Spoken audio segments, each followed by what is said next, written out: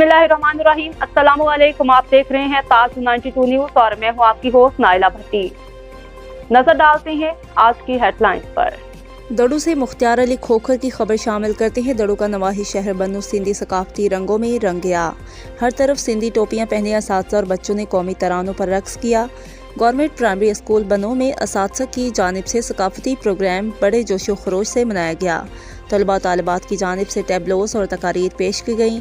कौमी हीरोज़ को खराज अकीदत पेश किया गया। सकाफती रैली ने शहर का गश्त किया।